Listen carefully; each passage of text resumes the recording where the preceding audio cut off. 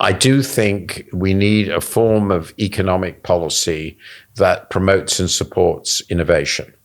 And the US has done pretty well at that. And it's partly about government support and partly providing environment and finance that promotes innovation, venture capital and so forth. A lot of their financial system doesn't do that, but some does.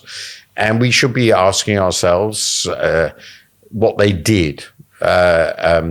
You can look at the example of DARPA, the research agency connected with the Defense Department, and we've created something that is aiming to do that. But I think the first thing we have to do is look at the places where real innovation is going on and asking, can we learn from that? My view is that probably best done here by building on the one strength we do relative to most other countries, which is relatively good universities. So if we can build up and support the creation of more new companies, science parks and all the rest of it around our universities, make it easier for people to set up new business by making development easier, that links to the housing and landing. I think we can probably do a lot there. I think that one of the things we have to do is raise the national savings rate. It's a long-term program. We have the lowest savings rate as a country of any larger developed country. And the obvious way to do that is to raise pension contributions. The pension contributions now being made by people in work through our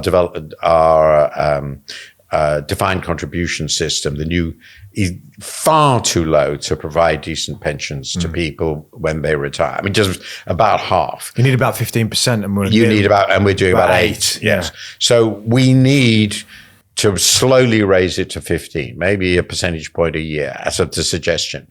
That would be an adjustment. It would be much easier if we have growth.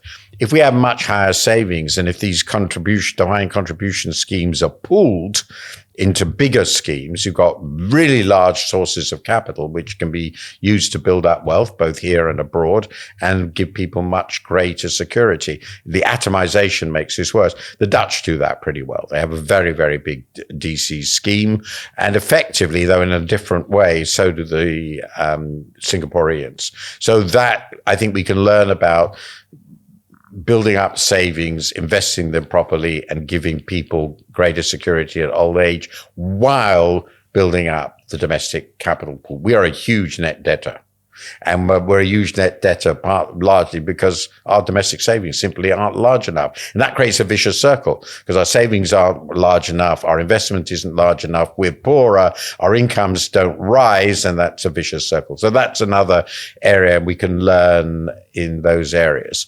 I now do think that we need to think what is the best way of organizing our health service. It seems to me clear now that we're really finding it difficult to make this system operate. And I'm beginning to think that the idea of running it all essentially from the center doesn't work. It's too politicized. We have lots of countries, neighbors, which have fully effective national health services with universal coverage, but they don't rest on such a centralized system of providers. They're more decentralized. I now begin to think Labour will never do this, that we have to start looking at the possibility of making those reforms.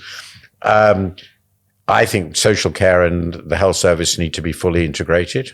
I don't see how else can be done. That's done, as I understand it, much more effectively in the Scandinavian countries. We can look at that. I don't think anyone is really doing a superb job on the green transition.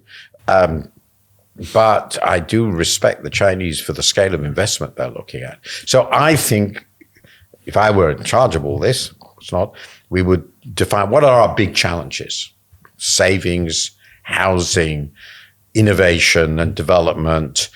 Then there's the huge regional problems. Almost everybody does better than we do that. So we look at everybody, and I've been writing a bit about this.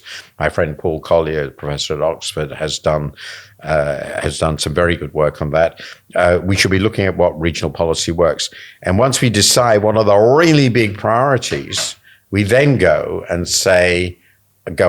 and say, well, who's doing this best? And I think we can't turn ourselves into Singapore. Obviously not.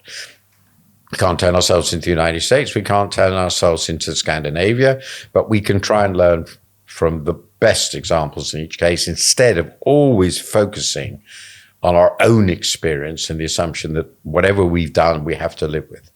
We have to open ourselves to the possibility of reform instead of being, as I think we have become, just so conservative. That's a clip from our chat with Martin Wolf.